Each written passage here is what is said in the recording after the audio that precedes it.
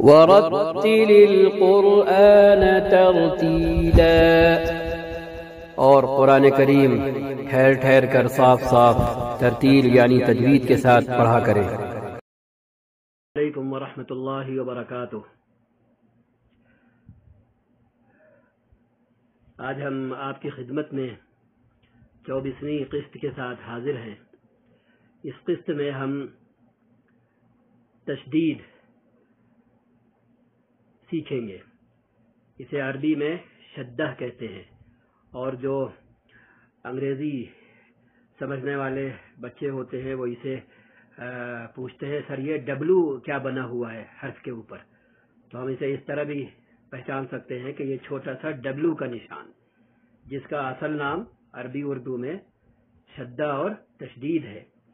تو اس کا یہ کس لیے آتا ہے، اس کا کام کیا ہے؟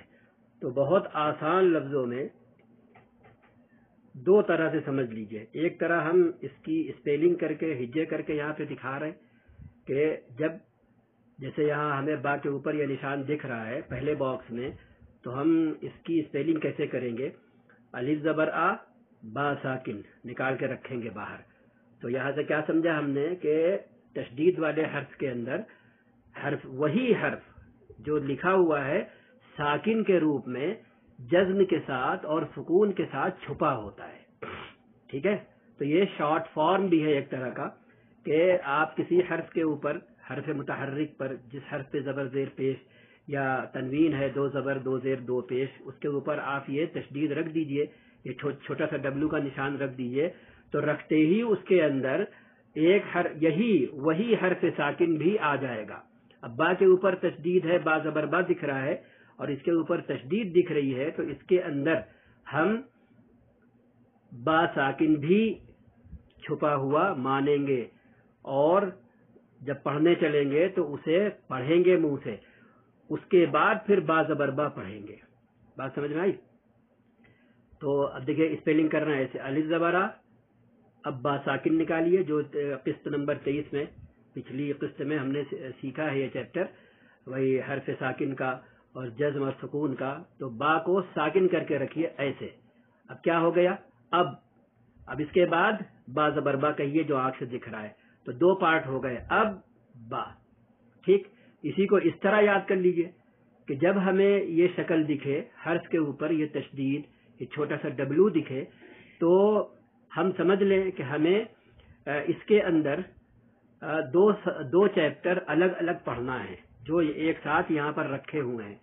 ایک چیپٹر سکون والا جو ہماری اپنی سیریز کا قسط نمبر 23 ہے، قسط نمبر 23واں چیپٹر جو ہے وہی حرف ساکن، جزم اور سکون والا، یہ پڑھنا ہے۔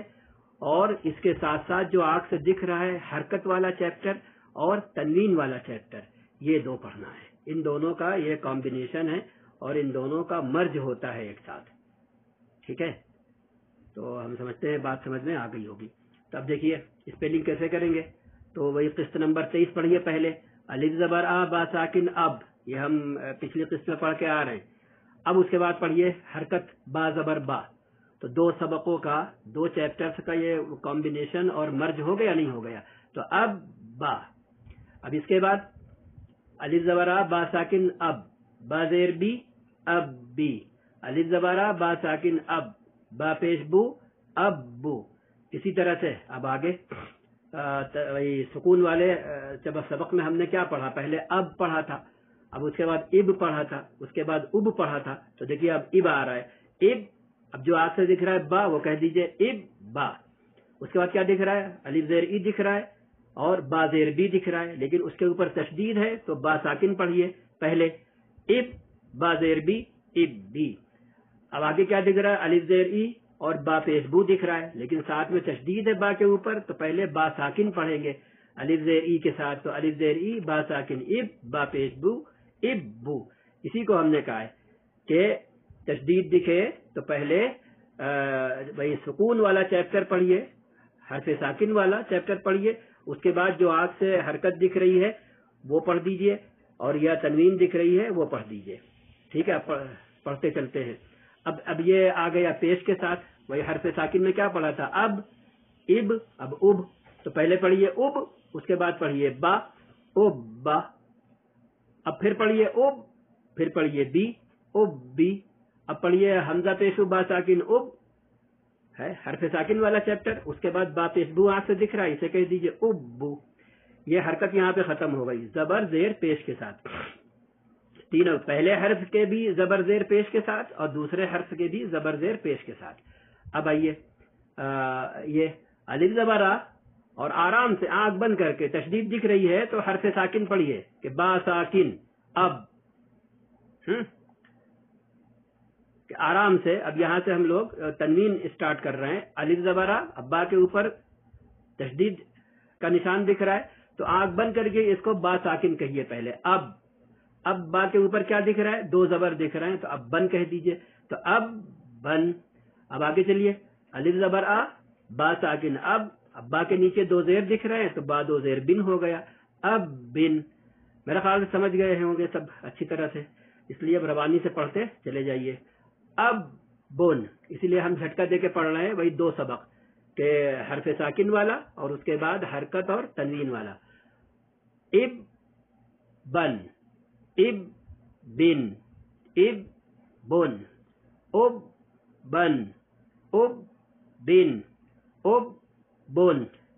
اب یہاں سے حرکت آ گئی. پھر ات تا ہے، ات ات ات تا تی تو، یہ دو سبق رکھے ہوئے ہیں. ات تا، ات تی، ات تو، ات تا، ات تی، ات تو. اب پیش کے ساتھ ات تا، ات تی، ات تو. اب یہ تنوین آ گئی یہاں سے.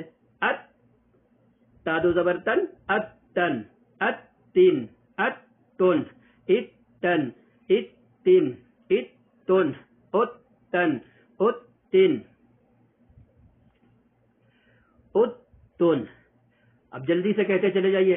اسا، اسی، اسو، اسا، اسی، اسو، اسا، اسی، اسو، اسن، اسن، اسن، اسن، اسن، اسن، اسن، اسن، اسن. اب پھر حرکت آ گئی. اج، الف زبر آ جیم ساکن اج، جیم زبر جا آنکھ سے دکھ رہا ہے تو حرف ساکن ہمیں نکالنا ہے. جب تشدید دکھے گی تو اس کے اندر پہلے حرف ساکن نکال کے پہلے والے حرف کے ساتھ جوڑ دینا ہے. تو الف زبر آ، اب حرف ساکن جیم ساکن کر کے نکالی اج. اب جیم زبر جا دکھ رہا ہے آنکھ سے تو جا، اجا، اجی، اجو، اجا، اجی، اجو، اج، اجا، اجی، اجو، اجن، اجن، اجن، اجن، اجن، اجن. یہ ہے. تو اس طریقے سے محنت کریں اور اس نشان کو کسی طرح سے یاد کر لیں، نام کے ساتھ یاد کر لیں، شکل کے ساتھ یاد کر لیں کہ انگریزی کا یہ چھوٹا سا ڈبلو ہے اور جب یہ کسی حرف پر آئے گا تو اس حرف کو ہم پہلے حرف ساکن کر کے پڑھیں گے. اسی حرف کو پہلے والے حرف سے ملا کر، جیسے یہاں پر آخری لائن میں دیکھ لیجئے کہ پھر سے دہرائے دے رہے ہیں الف زبر آ اور جیم کو اب ساکن کر کے پڑھیے جیم ساکن اج. اب اس کے بعد جو آنکھ سے دکھ رہا ہے وہ کہہ دیجئے جیم دو پیش جن اجن. ٹھیک ہے. الف زیری جیم ساکن اج، جیم دو زبر جن اجن. اس طریقے سے ٹھیک ہے. بس انشاءاللہ اگلی قسط میں پھر ملاقات ہوگی.